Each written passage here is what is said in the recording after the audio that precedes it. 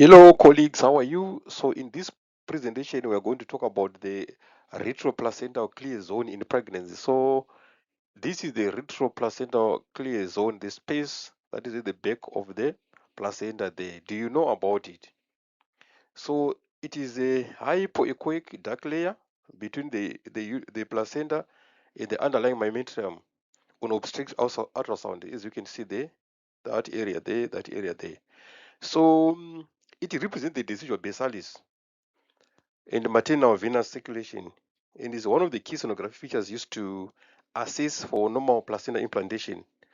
So you must understand and know about this placental clear zone. So most of you, they just do sonars on a daily basis, but they don't know understand the relevance of the placental clear zone. What's its relevance in the practice of ultrasound and medicine in general. So the clinical significance of the placental attachment. So the presence of a smooth, uninterrupted, clear zone is generally reassuring for the patient who is pregnant and for the clinician for normal placental implantation, intact decidual basalis, and low likelihood and abnormal or placental invasion. So there's no any other complications like a placental abruption that can affect the pregnancy when you see that the retroplacental clear zone appears normal. So we use the retroplacental clear zone to screen for placental accreta in a spectrum, which is called the PAS, So this is the retroplacental clear zone that we are talking about, the space at the back of the placenta there, this space there. So a loss of this or irregularity of the retroplacental clear zone is an important ultrasound marker for placenta accreta spectrum. So when assessing for placenta accreta spectrum in women who had previous cesarean sections or placenta previa or previous uterine surgery or multiple chirurgy procedures, absence of the clear zone is not diagnostic, though that someone is having placenta accreta. It should always be interpreted together with other ultrasound findings. The signs of PAS, numerous placental lacunae, which are called the Swiss cheese appearance, and the myometrial thinning, which will be less than 1 millimeter, for instance. Then the bridging on vessels on color Doppler should also be noted. Increase the subplacental vascularity and the bladder wall interruption with the placental bulge. So those are some of the things that you have to look at. But in my case here, it's just a normal placenta. I will show the placenta accreta, increta, pancreta. If I see those uh, during the course of practice, I will share with you guys. So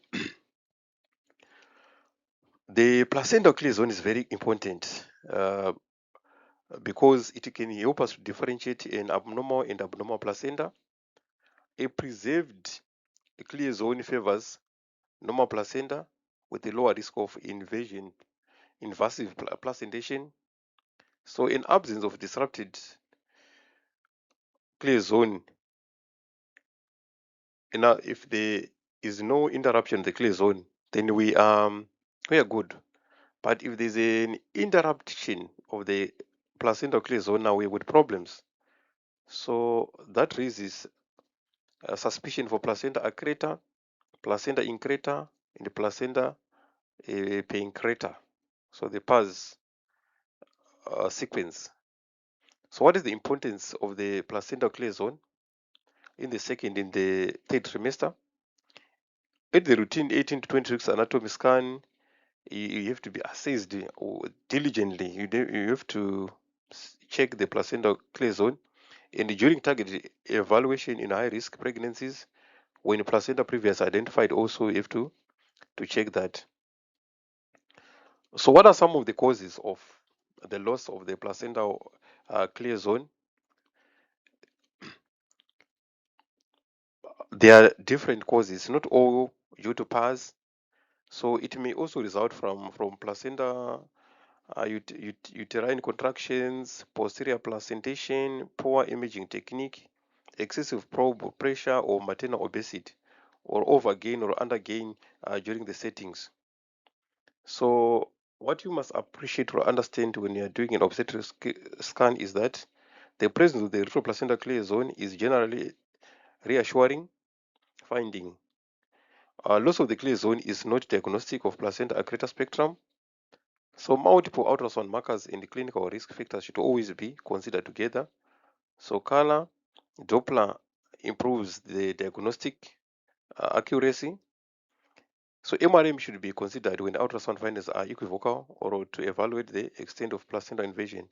So when you can't clearly map the placental clear zone, you should then try to recommend MRI.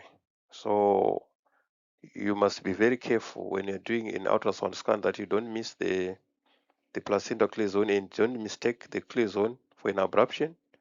So a placental clear zone is not an abruption. It's not this area there. This area there is not in a it's not an abruption. This one. So how do we write a sample report for the clear zone like that? So you just say on the placenta, so anterior, grade 1, continuous, retroplacental clear zone is preserved, no placental lacunae, myometrial thinning or abnormal subplacental vascularity identified, no sonographic evidence of placenta Accreta spectrum. So that's how you write a sample report for your clear zone that is normal like this. So you just write anterior grade 1, or if it's posterior grade 1, if it's a lower segment, a continuous retroplacental clear zone is preserved, no placental lacunae, myometrial thinning or abnormal subplacental vascularity identified, no sonographic evidence of placenta accreta spectrum is identified. So that's how we write a simple report on a normal retroplacental clear zone. So every time when we're doing an ultrasound scan, don't forget to, okay, here what we're seeing is a fibroid there. So this is just a fibroid. You see this peripheral vascularity in this case. So it's also, you've got a fibroid there that is coexisting with the pregnancy. The fetus, however, appear normal. This fibroid has been conquered by the pregnancy. It's not big enough. There's another small anterior myometrial fibroid. So the placental clear zone, ladies and gentlemen, is very, very important. This is very important. Make sure that you see it and it's no more, just like that. Thank you so much. Let's meet again in the next presentation. Don't forget to subscribe to our channel. Thank you.